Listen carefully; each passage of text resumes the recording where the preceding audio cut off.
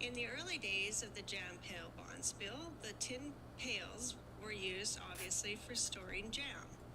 And then they would fill it with water and freeze it, hence the name of the jam pail bonds bill. This year's bonspill will be held February 19th and the 20th from grades 3 to 6. But this year they have added an open to all ages category.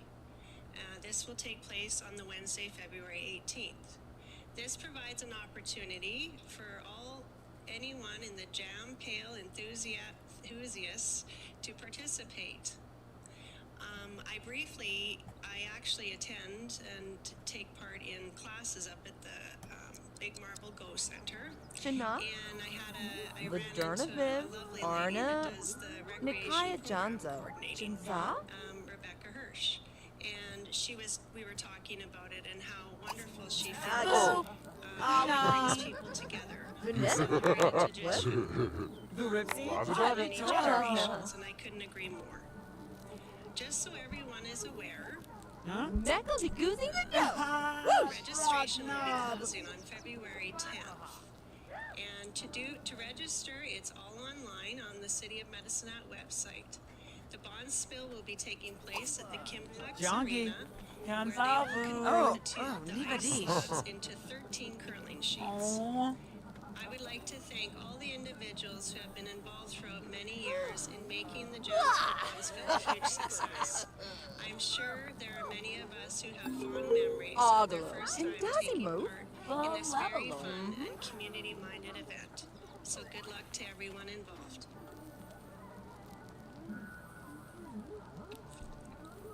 Councillor Thank you very much. Sorry to Councillor announcement. I apologize. I just want to share something that happened in the community last week. I think many people know that there was a raising funds for animals. So there was a business in town that did this, and I'm just going to read the social media post and I'll share to you who it is after.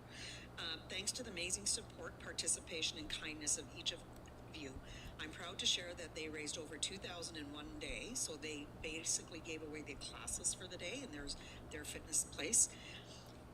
But the generosity didn't stop there. Two incredible, and this is collective, members of collective who are too humble to be named and will not be named, matched the donation, bringing the one-day total donated to APARC from collective $4,042. Truly, I don't have words to say. This is her saying, but neither do I, about our community support, and especially towards animals. It's overwhelming, but she doesn't have the words to fully express how proud and deeply moved she is by this community. This is not just about the money raised, but about the love, kindness, and willingness to make a difference, a real difference. It's about coming together to support something bigger than ourselves, and that's what the collective is all about. So there's a meaning to her name. So if you have space in your home and your heart, please take a moment to consider the adoptable kitties at APARC. I couldn't resist capturing. So of course, Sabrina put a few heart-wrenching pictures. But anyways, my point was big shout out to that business for donating all their classes that day. And they do it every year. And to the two members that match the donations to a total of $4,042. So well done on our community. Thank you, Councillor Sharps. Any other announcements? I will note, Councillor Hyder, your mic is still on. Seeing none, we will move on to delegations. And we have one delegation.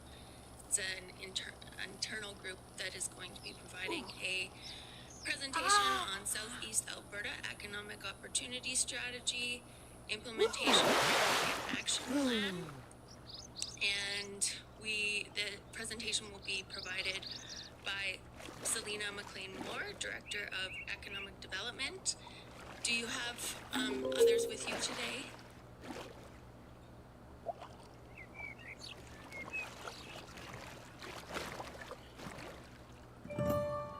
Blay, who is the Managing Director of the Economic Advisory Team with Deloitte. And Paul is going to present on the final recommendations for our Southeast Alberta Economic Opportunity Strategy. Anyone else? I'm going to let Paul introduce his team. Go ahead, Paul.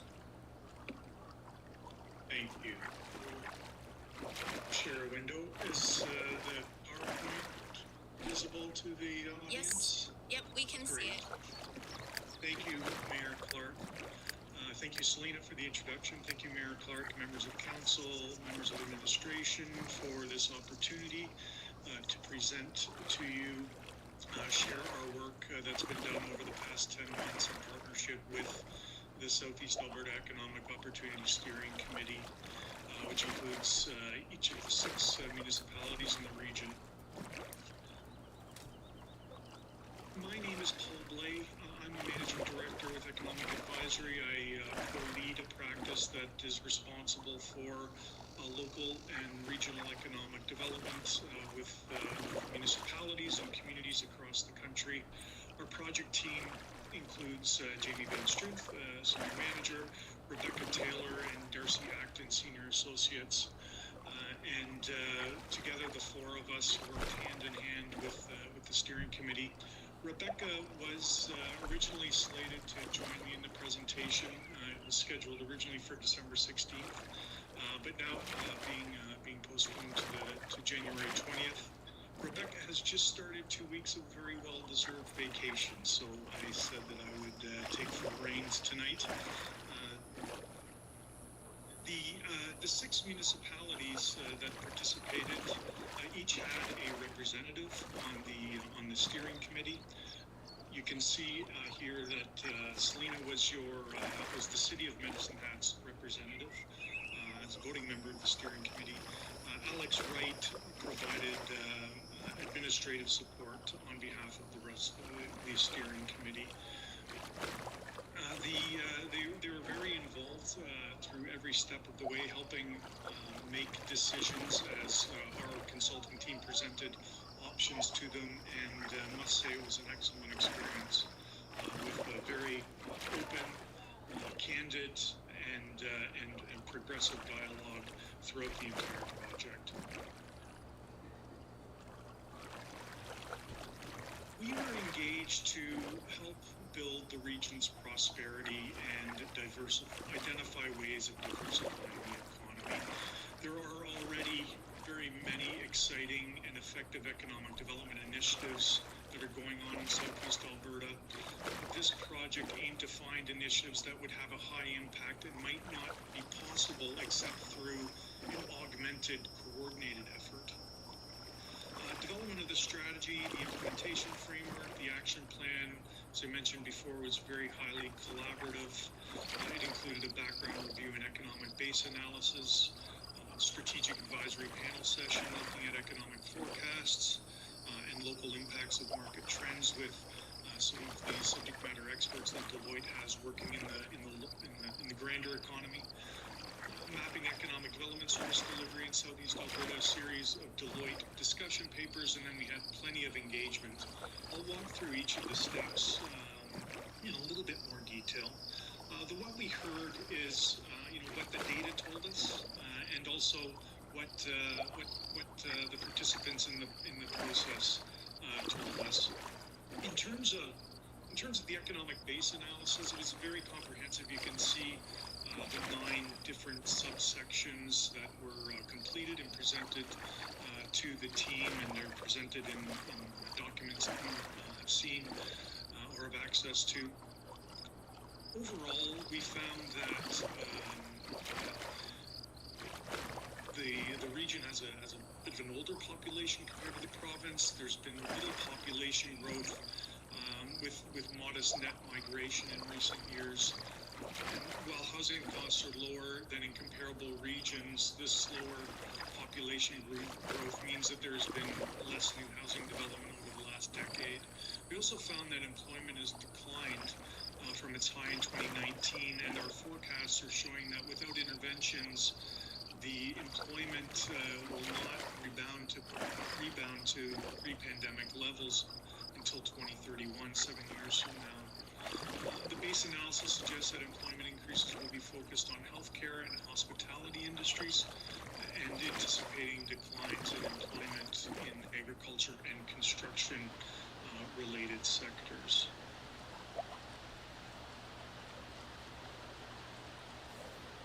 Now, in terms of what we heard through the engagement, we had a number of number of opportunities for participation.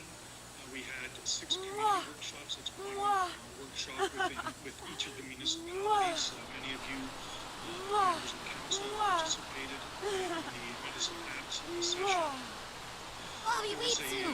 I need these workshop figures. with service delivery partners, but we also did surveys and we did interviews with this group. There's an incredibly strong network of We're a bit economic development positive. organizations in Southeast that are already in place.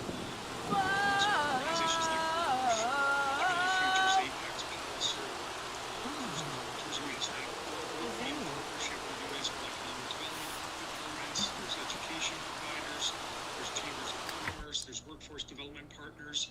It's very, it's a web of service providers, and through the workshop, the one-on-one interviews, the survey, we were able to better understand where gaps existed in the service delivery, which is very important to identifying how a regional effort can be supportive and not duplicative. We also had a couple of summits. Summit 1 was 54 participants, and it focused on the what, identifying the top priorities for regional economic development. And Summit 2 had 35 participants, which was focused on identifying the best mechanisms to complete the implementation of that to achieve the Quick, priorities.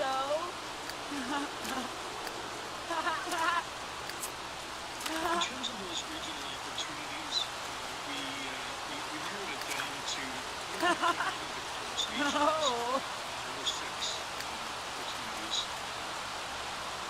Advocacy to get municipalities to lobby for infrastructure improvements like workforce improvements, investment, having opportunities that would effectively support economic growth in the entire southeast Alberta region. There's investment attraction, which is Bobby, site selection Zaza. service that attract new industries to the community. Investment attraction is really important to economic development. It's not the only way of increasing the economic wealth, entrepreneurship, and innovation, working within high-value sectors to help companies that are in those sectors grow and prosper.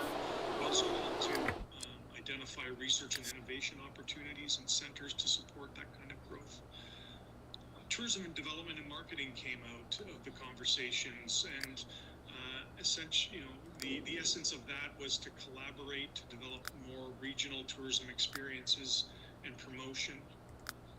Business retention and expansion, something that your city's economic development team has been doing fantastically over the last year to 2 years, is about supporting the existing business community, ensuring that there are supports available when existing businesses are looking to expand, and ensuring that the companies that you have in Medicine Hat want to grow and expand in Medicine Hat and not somewhere else in Alberta, Canada, or around the world.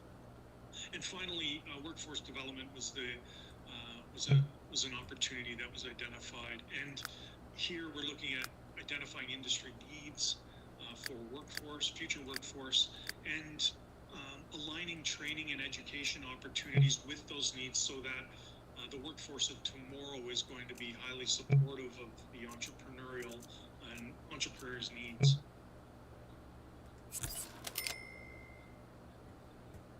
In terms of strategic priorities, the first summit had 54 participants, as I mentioned. The goal was to identify the most feasible and significant priorities for regional economic development. Out of these came 5 strategic priorities broken down into 2 types. One type is foundational priorities. That includes talent attraction and development, as described in the workforce opportunity just moments ago, and alignment and advocacy. So working together as a municipal collaborative to look at Southeast Alberta on the map when it comes to aggressive new investments, infrastructure renewal and investment. And then we have sector priorities. These three sectors identified through the data and through conversations as having tremendous future opportunity. There's change and in each of these three that require continual innovation with them to ensure that Southeast Alberta is getting its fair share, or maybe more than its fair share, of growth in these sectors. More specifically, the foundational priorities are essential to economic growth and diversification of the region. They have the potential to positively influence growth in all of those three sectors that we identified, but also the economy just in general. If collaboration is done in these two priority areas, Bobby, and support ongoing efforts of the existing economic development service providers, such as your municipal and the other organizations. And these initiatives that have been identified in the implementation plan don't easily fit within the mandate or resources of existing service providers that really will suit a regional approach. There's a shortage of trained and qualified labor in skilled trades and agriculture in Southeast Alberta. That is a widespread concern through all of the conversations, and it's making it difficult to retain and grow businesses. There's brain drain described that have been limited local opportunities for growth after graduation. Historic collaborative efforts have had sort of mixed results, and some stakeholders expressed frustration with repeated restarting of regional economic development, but also these same organizations have renewed interest. There's awareness to work together to tap into the region's potential.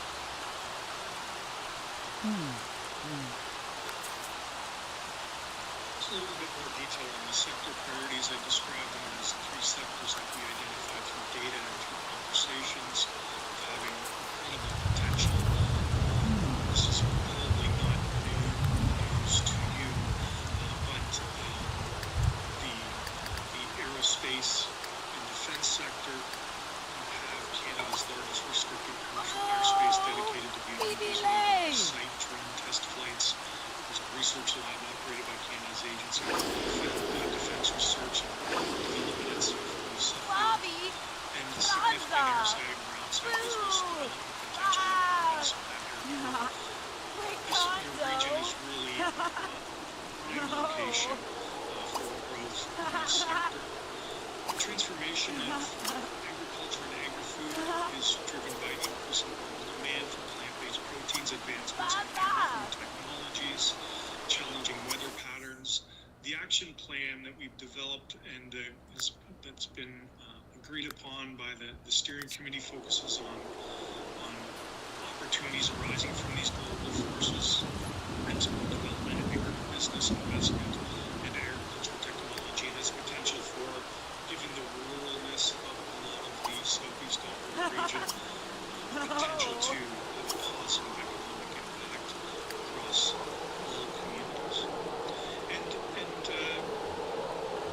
significantly as well for all communities, rich in natural beauty, you have a strong cultural heritage. There's unique experiences already, but with investment in infrastructure and development of some new experiences, we believe that the region can increase visitor spend and stay duration.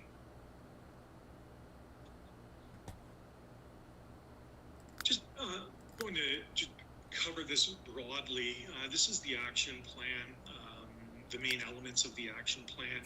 There are 17 initiatives that align to the 5 priority areas. These are ambitious and would not likely be achievable without regional collaboration. And this is the whole intention of the effort, I suppose, is to give purpose to regional collaboration.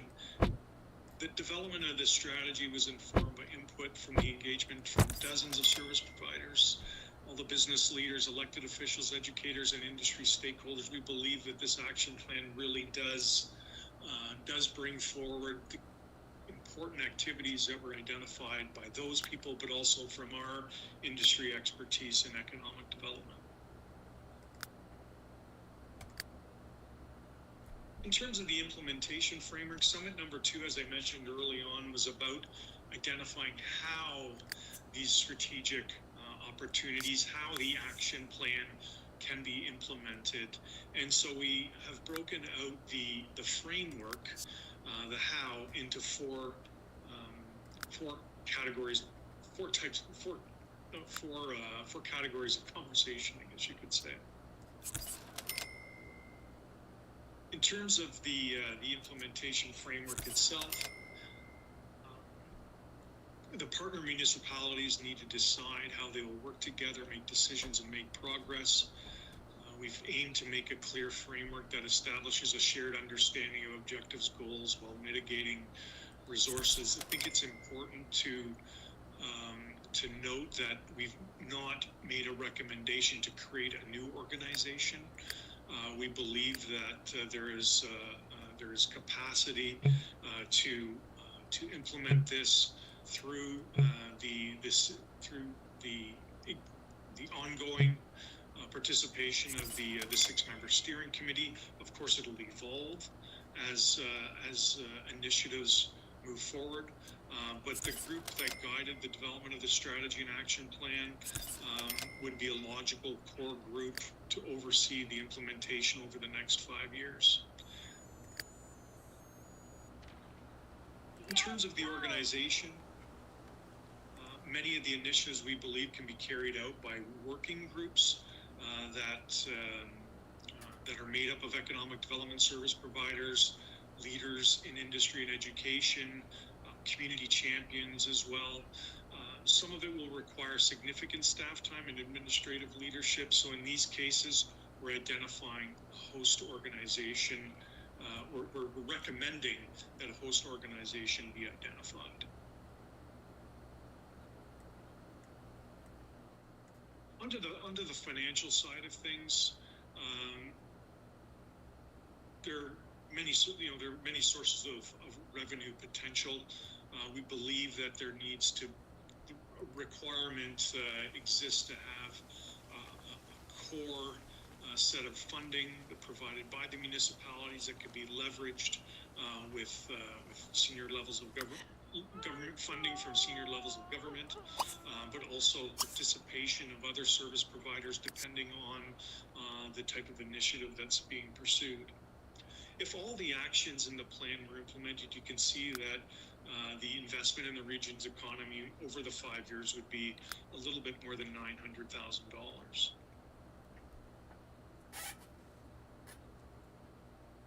If we're basing the financials that are on the next number of slides on a municipal contribution of $60,000. All 6 municipalities collectively contributing $60,000, not $60,000 for each municipality. And you can see here the power of leveraging the investment in this very straightforward scenario. The $60,000 that is raised by the municipalities is used to make application to an Alberta level, provincial level funding program that matches, and then those funds are used to apply to federal level funding, which matches the two together. So a contribution of $60,000 by the municipality can become a $240,000 pool of money. So leveraging the dollars 4 to 1 in this most simplest of cases. How to collect that $60,000 or grow to that $60,000? A number of different options were presented to the steering committee. The first was, well, let's just split the dollars evenly and everyone contributes $10,000. You can see this would become quite challenging for municipalities that have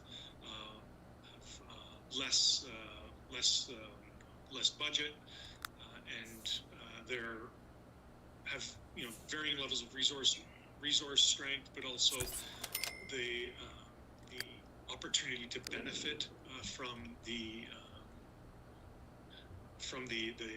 implementation, the benefits of the priorities being completed. A second option was to base the funding on an assessment model. This assumed a base contribution of $2,000 plus an amount based on each municipality's non-residential assessment. You can see it results in an inequitable distribution, of course. And the theory behind this is that it assumes the municipalities with the greater assessment or greater industrial commercial base will benefit more from the outcomes of this, because the intention is to expand the number of businesses, the employment base within the region. A third and final option, or third base option, was to go population. So this works similar to the assessment model, a base contribution of 2,000 plus an amount based on the municipality's population. You can see that this one really drastically pushes Medicine Hat into contributing by far the most significant amount of funds to the initiative, over 75 quarters of the contribution come from this model. So where we landed with the steering committee was to complete or to do a weighted calculation based on non-residential assessment and population base. So with this base amount of $2,000, no matter the size of the municipality, plus a contribution based on non-residential assessment and population, you can see that it's still slightly inequitable in the sense that some municipalities like yourselves and Cyprus are contributing more, but the steering committee felt largely that this was the most equitable way to move forward, and is the recommendation of the steering committee to move forward with this model. And even in this case, we think of yourselves as contributing, let's say $20,000 for ease of math. If it results in a $240,000 per year economic development initiative, each year you're more than leveraging more than 10 times your contribution in terms of the overall potential net impact of this. Larpola Ipthor. Ego Closing slides on performance management. Just want to say that each of the initiatives in the action plan is tied to performance measurement, so that people overseeing the initiative can understand where successes have been had, where perhaps things haven't gone as well as hoped, and be able to make adjustments. It really does foster a spirit of transparency. It allows for really effective communication between partners, and it provides a basis for reporting back to municipal councils and sharing updates to the broader community. And finally, in terms of next steps, the recommendations are to finalize decisions on governance, confirm financial commitments, identify partners and collaborators, and activate the working groups. Essentially, this strategy aims to propel the region into a leading economic center in Alberta. It'll provide an opportunity to continue to build trust, to continue to discover innovative solutions together, and foster a collaborative approach to economic development. And with that, Mayor Clark, I appreciate your time, and I'm open to responding to any of Council's questions. Thank you, Councillor Robbins. Thank you, and through the chair, thank you very much for the presentation and for the wonderful report. That trying to get that all into one quick presentation would have been a challenge, so I do appreciate it, that there's a lot more behind the scenes here. I just had a question on page, I think it's 22 maybe of the slides, value to Southeast Alberta. This is where you referenced 906,000 if all actions in this plan were implemented. Hold on, wait, sorry, that's not exactly where I wanted to ask. Well, it was sort of in that category. I was just wondering, when you were talking about the costs of all of the investment in the plan of $906,000, does that include the costs incurred by the administrative lead? Assuming that's not been determined yet, but I'm just wondering if that's worked into that number. Through Mayor Clark to Councillor Robbins, thanks for the compliment and for the question. The 906,000 is an all-in investment required to ensure that the initiative moves forward. So that would include administrative costs, which would be shared through the costs of the municipal contributions, plus the contributions earned from senior levels of government, and not forgetting that there may be other funding sources that may come about as well. Okay, thank you very much. Councillor Dumanowski. Through the chair, thank you to the presenter, Paul, and Director McLean-Moore. Interesting report, good conversations. To some extent, kind of a reimagination or diversion from history areas that I suppose they're not likely to change or pivot that quickly. And so my question is around some of the areas that you suggest are the sector priorities. I initially looked at it and contrast that against the slide that indicated the industry is projected to see the largest so this I understand based on some of the variables in the sector where we're likely to see it, and with the demographics piece that you introduced in here, I appreciate that, and it makes sense. My initial thought was much of that is outside of our immediate control. I mean, I don't want to say the building of another hospital is not something we control. It's provincially led, but some of the care components around that, certainly with an aging population in general, will inevitably come to fruition, and thereby creating necessity for employment. My question was around the sector priorities that you've identified, and they're sound, they make sense. The aerospace one